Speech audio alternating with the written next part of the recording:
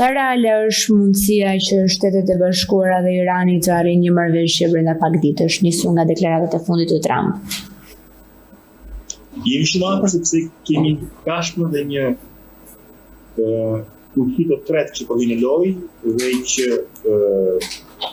impakti se fuqia që është Kina është vendimtar në arritjen e një marrëveshje së shpejtë. Konteksti është i tillë.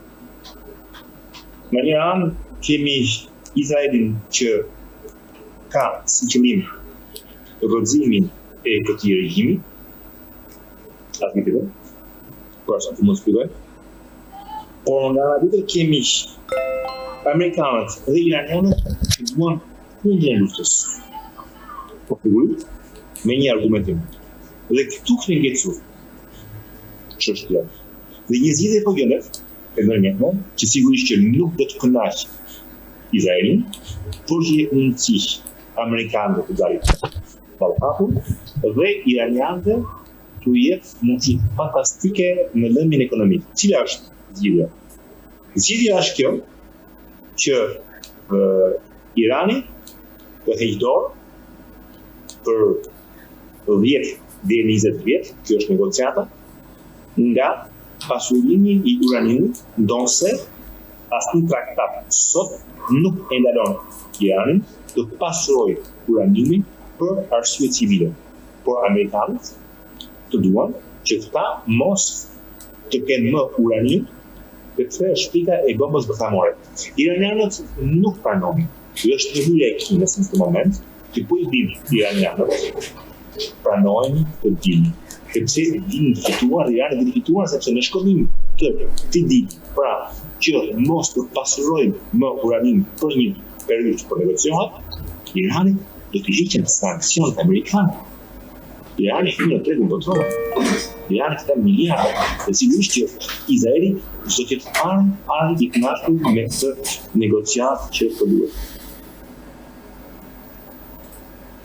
Çfarë përmban në thelb memorandumi, një faqe është i përmendur dhe pse është kaq i shkurtër? Është thjesht pra me çështjen bërthanore. Është vetëm kjo, po. Po, të dorëzoj atë pasi që ka, mos ta pasuroj, no? Edhe pas mbrapa, çdo kohë të rrëmuzi, i sancionet, pra normalizohet reintegrimi i Iranit në marrëdhëniet ndërkombëtare. Dhe kjo pa Kinës. Sepse Irani situohet gjithmonë si shembull, si farë ndriçues, shembullin e Koreas së Veriut, që duke pasur një bombë atomike bëhesh pa prekshme. Dhe Kina po e bin, e keni gabim. Sepse mund bëhesh pa prekshme, ngordë ujë. Në të kundërt, mund të pranojnë që si i do komplet, i do në mënyrë të përkohshme për të gjeneracë. Edhe pse kanë si Kina? Sepse mund të ndosë kjo. Do të thonë që Irani heq dorë nga uraniumi, edhe mund të dozojë, edhe mbrapa kanë shëndet Izraeli, që sot Tunisia më angazhuar dhe Izraeli shkon në sumon prapë Iran. Po kjo është mundësia e futjes së Kinës në negociat, që është Kina mbrapa, dëshojë, që do jetë garantuese për Iranin, por që asnjë vend tjetër mos ta prek Iranin. Pra kjo marrëveshje firmos trashëgimi përfundimtare të revolucionit iranian, të rinisë iraniane, sepse kjo marrëveshje i ngulit në pushtet për përjetësisht pazarënët, pra gardianët e revolucionit dhe trajtohen pra si në Venezuela dëshirat, fëmimet, autopropikja, sacrifica e asaj iraniane që ngrit në protestat. Si interpretoni vendimin e Donald Trump për të pezulluar operacionin Liria te ngushtica e Hormuzit? A është kjo një shenjë dobësie nga Shtetet e Bashkuara apo është një strategji për të nxitur marrëveshjen akoma dhe më shumë? Sepse edhe një herë shkutja e Kinës në lojë. Dje ishte ministri i jashtëm iranian në Kinë. Pas pagutë shkon Donald Trump në Kinë. Kështu që me siguri telefoni ka Donald Trumpit nga kinezët, ndaloni projektin në Liria, sepse jemi shumë afër, jemi duke ditur iranianët që i do nga uraniumi. Kjo është e fundit. Edhe nga një tjetër sot Trump shton pensionin të gjë, po nuk e arritën, pra po nuk i bënë kinezë, që të gjithë nga rënim, nuk vazhdojnë të bombardimet. Që do Trump, por Trump dhe një për me një Kosovo, me Izrael, se Izrael do jetë shumë i pakënaqur, pra do ketë krejë i pakënaqur të marrëveshje, Izrael dhe rini ose operatorët iranianë. Por pjesa tjetër e planetit, edhe në shqiptar, edhe në francez, në sepse ekonomia do të fillon, po Izraeli do të jetë shumë i shpejtë, ashtu si dhe një popull iranian.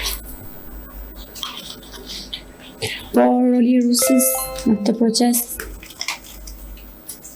Rusia nuk pati shumë impakt, që Rusia në dy raste fitonte. Rusia është njëkohësisht aleate e madhe Irani ka ndihmuar Rusin me dronet Shahed.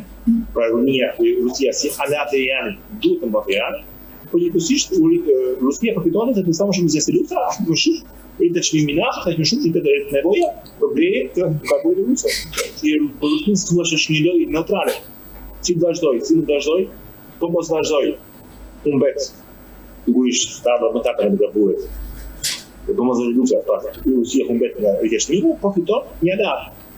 Po vazhdoj lufta, e një ka humbet një aleat, po shëpër trend që Rusia është neutrale, por Kini ishte më shumë më tepër decisive. Që Parisi ma veshë sepse Kina shet eksporton shumë në Amerikë. Edhe Kina po bësh një shumë vështirë Kinës. Se Kina po bësh Iranin, po si do të mbash se shumë të diu që amerikanët nuk janë naivë. Që Kina është shumë të interes që sa lojë të shumë, prandaj shohim sot Kinën aktive dhe jo Rusin, që Rusia të dy rastet si do të vazhdojë, si mos vazhdojë, ditë ftuar. Si do të ndikojnë këto zhvillime nga tani e tutje në çmimet globale të naftës dhe ekonominë botërore? Ato që sot ndjer, sot era 4%. Që sot u ndjer rënja e çmimit të naftës, sigurisht që është një lajm sensacional nëse arrit. Se janë të shumë mosur. Se kapitalet që të rast jo di që dëllohet ngushtica e Hormuzit, por diqet edhe ajo taks doganore që kishin zonë ose pia të vijin, që më iranianët për diminuar orash. Pra rifillon të tjera, si më parë, do në të ramë të fillojnë të reeksportojnë produktët e karbureve, kështu që gjithë bota të e fituar. Sigurisht nuk është fundi krizave, se kemi krizën Ukrainë-Rusi, por pak për një krizën vakë. Shumë realizohet. Dhe njën bas Izraeli do bëj shumë gabim, pra Trumpit që mos ka pranoj këtë dil, dhe sot Trumpit që ke gabim, sepse këtë dil që e merë në qafë Izraelis, që ti jetë sot për një fenese, pas një të shkëqim më në pushtesit. Që Izraeli vazhdon të mbetet në kërcënimin e një regjimi anti-Izraelit, pra Izraelit të rinjë.